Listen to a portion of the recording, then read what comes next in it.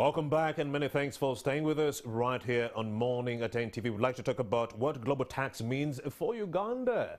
November 1st, you do realize that there was the G20 summit in Rome. 136 countries decided to actually institute a 15% global minimum tax rate on the biggest companies all over the world. As long as your company is worth $800 million or 700 million euros, yes, you'll have to call 15% in global minimum tax. But what does that mean for Uganda?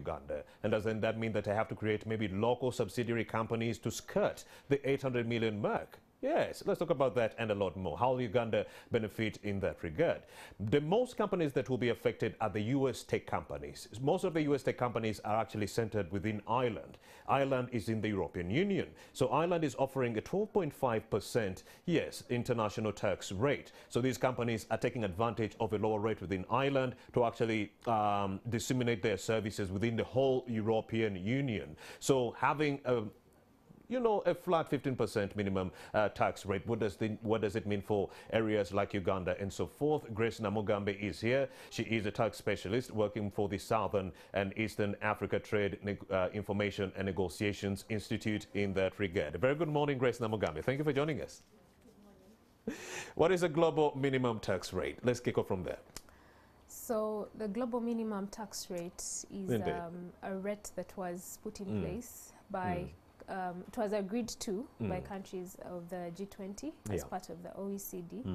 The OECD is the Organization for Economic and Cooperation Development, and it has taken steps to set rules, especially in terms of how countries are able to prevent base erosion and profit shifting. Indeed. And the global minimum tax is one of those steps or rules that they're trying to set to ensure that multinational companies are paying their fair share of taxes. So when you say companies have been, taking their profits abroad, what exactly do you mean? When you talk about profit shifting, we mean that companies have taken advantage of loopholes within the system to avoid paying their fair share of taxes. Some of them have done that through transfer pricing, where they try to increase the cost of items or services that they have accrued from members within the same group. Some of them simply shift their profits to tax havens, where they believe they'll have to pay lower taxes. So it's a whole process of how the profit shifting happens. How would a global minimum tax deal work, Grace? So the assumption is that with a global minimum tax, companies would have to pay a tax on their gross income as opposed to paying it on their profits. And it is assumed that that because companies have constantly avoided based on profit, then the global minimum tax would curb all of them into paying tax on their gross income. Although the challenge that we see is that this will not be a very feasible proposal, given that it has, first of all, it has been deemed as a global minimum tax, but we do not think so, because we've seen very many African countries have not been involved in the process. Many of them are also not members of the inclusive framework, which under which this proposal was developed and agreed on. And for us as Uganda would also stand to lose out a lot. How so? Especially given the first of all, we realize that the rate is really low, way below the average corporate income tax rate within the different African countries, which has often stood at about 28% to 30%. For the case of Uganda, it's about 30%. So imposing a tax of 15% is really low. But also looking at it in terms of the companies that are required to be captured into the whole minimum tax bracket. It's companies that are earning that are making about 20 billion euros. And we don't see many of those within operating within our countries. And those are less than 100 companies all over the globe. Yes, but it is also likely that given the fact that the multinational companies are the ones that have largely agreed and signed onto this deal, yet they've previously not been paying taxes, it is also likely that they're going to continue reducing their gross, their records in terms of gross turnover to see to it that they're not captured into that bracket. So for us, we think we still stand to lose out a lot as African countries, as Uganda as a whole, and it is definitely not a feasible deal. Indeed, because right here what we are saying is it is wrong for these companies to make proceeds from country X and then siphon the same money to another country. Yes. But then we are going to be allowing countries under the threshold of 700 million euros or $800 million actually do the same. Why are we allowing small and medium-sized enterprises to continue doing the same? First of all, I think the main essence of the deal is to curb and make sure that all companies are paying their fair share of taxes. But while it might not be aimed at looking at the small companies, the small and medium enterprises, they might be doing the same. That because most of those, yes, they might be doing the same, but I think the bigger picture has been on the big MNCs that keep operating in countries and lose out. And that then also raises an issue of concern, that much as there are these other enterprises that might not make a lot of money, they too need to continue paying their fair share of taxes. And one of the issues is that while the deal is being agreed on and while countries are being called on to sign, there is then that need to see to it that it is putting into the needs of African countries and that we too are able to benefit and maximize revenue. Let's take a look at the benefits. For example, if Uganda charged the same as France, wouldn't it be very good for Uganda? Because it would be an opportunity for firms to set up here since we have the same, global minimum tax rate or floor. First of all, the global minimum tax has two pillars. There is pillar one that is basically looking at redistribution of the taxing rates, seeing to it that taxes are paid where sales are made. But there is also pillar two that looks at taxation of the digital economy. So we shall then see countries like Uganda that have previously have tried to impose taxes on digital services. Countries like Kenya, Nigeria, these will be losing out because once you sign onto the deal, you're expected to stop imposing the digital services tax, which in most cases is higher than the 15% that has been proposed. But also looking at it in the sense that the companies that are being targeted, like I had already said, have already agreed. They are pushing this. They are the first to push for this. Yet previously, these are the same companies that have not been paying taxes. So there is definitely a challenge with that. But also the fact that even countries which are a part of the inclusive framework, countries like Kenya, Nigeria, have Pakistan, Sri Lanka, they were part of the process of having this deal come into play. But these countries are not signing on to the deal. So that means that there is an issue. And also recognizing the fact that African countries have not been fully represented.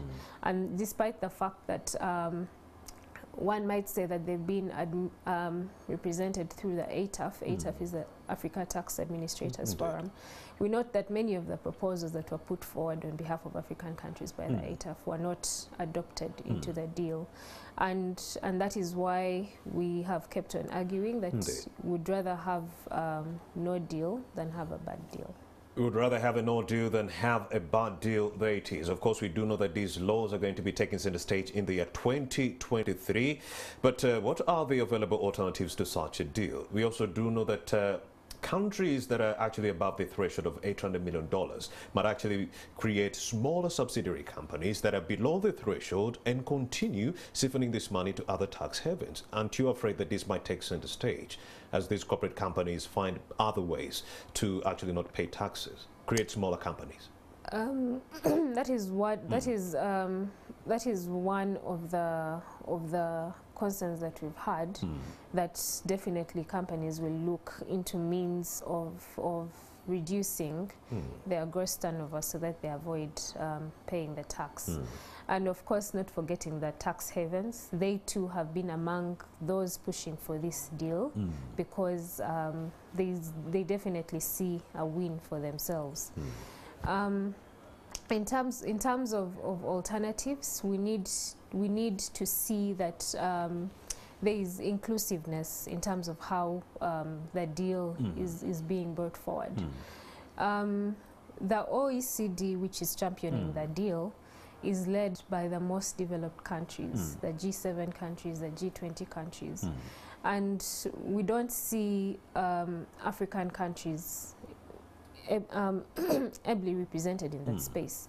But for us, it has often been a push for a UN tax body, which is more inclusive and would provide terms that would be more responsive to the needs of developing countries as well. So that is one alternative, that we need to see inclusiveness in terms of the deal. But also what you talked about earlier in terms of the time frame.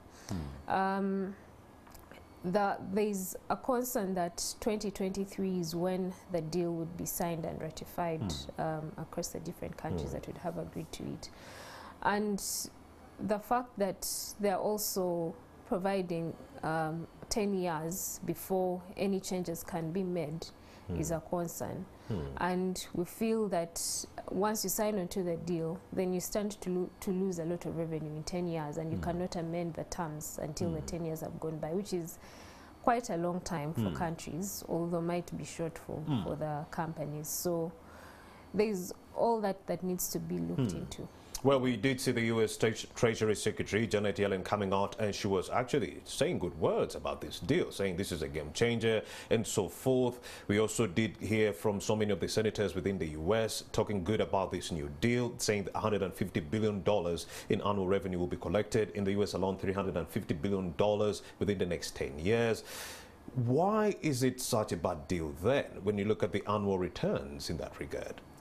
And that is why I was saying that it is a deal that would work for the developed countries. Developed countries, and not the African countries. Most of the companies are resident in the developed countries. And as for us, as the developing countries, like we said, they'll be taking advantage of it. Yes, they're taking advantage, not just taking advantage, but we've not been involved. We do not know the nitty-gritties within the deal. We do not know whether it is actually putting into consideration our context in which we operate. So, Grace Namugambi, what would it take to actually ratify this new international tax in Uganda here? What would it take? According to the Washington Post and the New York Times, they say it would require 2/3 of cross-party support from the senators within the U.S. Here in Uganda, what would it take to ratify this new tax law? In Uganda, first it would be for the country to sign on to the deal. And after the country has signed on to the deal, then you have cabinet coming in as well as parliament at the tail end. And for us, our call has been that Uganda should not sign on to the deal. Oh, yeah. And that, of course, it should not be ratified. How else would you address tax avoidance and also the issue, or what is your idea of tax justice in that regard? One that I mentioned earlier is the call for a global tax body. That would be the UN tax body that would provide for more inclusiveness in terms of framing the international tax architecture. But also within our country, within our government, enhancing capacity of our revenue administrators and government officials to understand these issues and how they impact us as a country. And maybe a call for CSOs to constantly join this process of creating awareness around the global minimum tax and how it would impact our revenues as a country. Yes. All right, thank you very much, Grace. In a nutshell, the global minimum tax is a bad deal for Africa and Uganda, if you will. Thank you very much, Grace Namugambi. She is a tax specialist working with the Southern and Eastern Africa Trade Information and Negotiations Institute. Kind regards to everyone working there. Thank you. And indeed, you're still watching Morning at NTV. We have the Chief Political Commissar for the